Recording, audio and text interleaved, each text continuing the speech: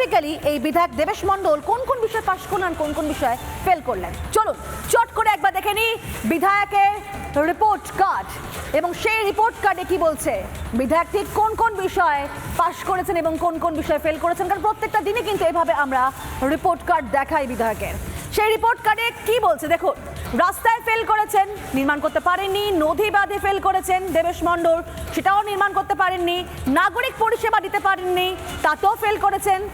এবং মৎস্যজীবীদের বঞ্চনা করেছেন, তাতে তিনি পাশ করেছেন, কারণ মৎস্যজীবীরা কোনো রকমভাবে সরকারি সুযোগ সুবিধা পায়নি। প্রতিশ্রুতি ভঙ্গ করেছেন তিনি, সেই বিষয়ে পাশ করেছেন দেবেশ মণ্ডল। আর দিকে দিকে গোষ্ঠীদ্বন্দ্ব যা তিনি নিয়ন্ত্রণ করতে পারেননি, সেই বিষয়ে পাশ করেছেন দেবেশ মণ্ডল। আখেরে সাধারণ মানুষের কিন্তু কোনো লাভ হয়নি, প্রত্যেকটা মুহূর্তে তাদের সঙ্গে বঞ্চনা করা হয়েছে, কোনো সুবিধা তারা পায়নি।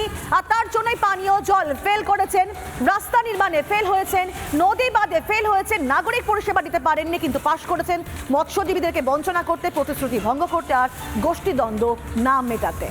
আর যখন এই সমস্ত বিষয়ে তাকে প্রশ্ন করা হয় তখন তিনি কি বললেন, অর্থাৎ বিধায়ক দেবেশ মণ্ডল আবার কি সাফাই গিয়েছেন, শুনুন তার মুখে। 2011 সালে দিদি মমতা ব্যানার্জি যখন এখানকার ক্ষমতা মানে হাতে অর্পণ হয়, তখন পানীয় জলের কি অবস্থা ছিল আর বর্তমান কি অবস্থা যদি পর্যালোচনা করা হয়, তাহলে দেখা যাবে আজকের দিনে পানীয় জলের পর্যাপ্ত চাহিদা আমরা পূরণ করেছি। পানীয় জল নেই, সেখানে গাড়ি করে পানীয় জল পৌঁছে যায় বাড়ি বাড়ি। সমস্ত মানুষের অভাব পূরণে কিন্তু সরকার বদ্ধপরিকর। যে ধরনের প্রাকৃতিক দুর্যোগ এসেছে তা মোকাবিলা করার উপযুক্ত নদীবাঁধ ছিল, তাই মানুষের যত বড় বিপর্যয় হবার কথা ছিল তত বড় হয়নি। আমরা যথেষ্ট নদীবাঁধের উন্নত নদীবাঁধ ভাঙন প্রচণ্ড পরিমাণে হয়, পানীয় জল একদমই পাওয়া যায় না, নল আছে জল নেই, স্বাস্থ্য পরিকাঠামো খুবই খারাপ, পেশেন্ট নিজেতেই মারা যায়, সেখানে হসপিটাল আছে কিন্তু ডাক্তার নেই সঠিক। 6 ফুট ঢালাই করার কথা, সেটা 5 ফুট হয়েছে, 4 ইঞ্চি জায়গায় 2 ইঞ্চি করেছে। তাহলে এইভাবে দুর্নীতি সরকার চলছে।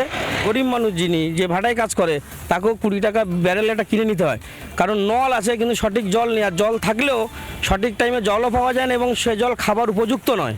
প্রতিশ্রুতি দেয় কিন্তু সে কাজ কোনোদিনই হয়নি আজকে।